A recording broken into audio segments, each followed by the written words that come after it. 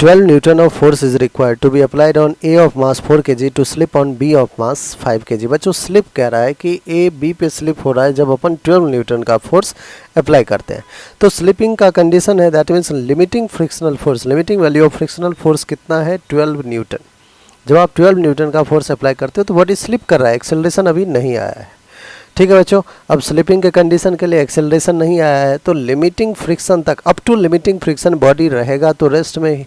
ठीक है, जो कि limiting friction, up to limiting friction तक बॉडी क्या रहेगा, रेस्ट में रहेगा।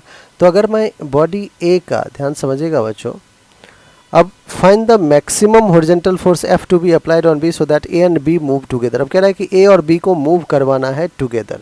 अगर A और B को मूव करवाना है टुगेदर तो हम क्या करें, A और B को एक सिस्टम बना दें। 5 + 4 विल बी 9 kg।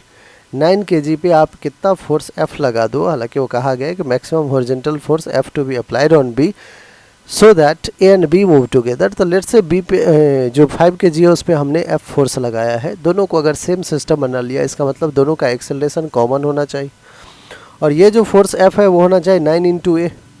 अगर एक्सेलरेशन की वैल्यू अपन फाइंड कर लेते हैं तो बच्चों हमारा फोर्स भी आ जाएगा। एक्सेलरेशन के लिए अगर दोनों साथ में जा रहा है, कॉमन एक्सेलरेशन से है, तो ए का भी एक्सेलरेशन ए ही होना चाहिए। ठीक है, अब ए को एक्सेलरेट करने के लिए फोर्स लग कौन सा रहा है, तो आप कहोगे वो जो limiting value of frictional force है जो कि 12 न्यूटन है, वही तो ये इस ए को क्या करेगा, साथ में रखेगा दोनों को। तो ये जो 12 न्यूटन का फ्रिक्शनल फोर्स है, लिमिटिंग फ्रिक्शनल फोर्स, वही ए और बी को क्या कर रहा है, साथ रख रहा है और तभी दोनों सेम एक्सेलरेशन से जाएगा। तो बच्चों इस पर फोर्स जो है हमारा वो कितना है, तो आप कहोगे 12 न्यूटन, और इसे 12 न्यूटन की वजह से इस ए का क्या है, एक्सेलरेशन है। तो force is equals to mass that is 4 × acceleration A. 4 × 1 = 4, 3 × acceleration 3 put कर दीजिए, F is equals to 9 × 3 that is 27।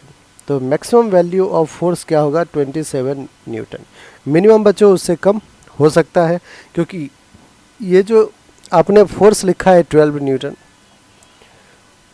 वो मास इनटू एक्सेलरेशन प्रोवाइड कर रहा है, लेकिन ये limiting value of friction force है।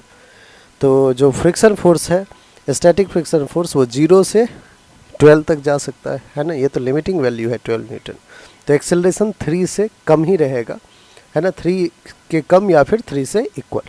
तो इसलिए जब 3 के इक्वल होगा तो मैक्सिमम फोर्स होगा, और मैक्सिमम फोर्स क्या होगा, मास इनटू एक्सेलरेशन, जो कि 27 न्यूटन।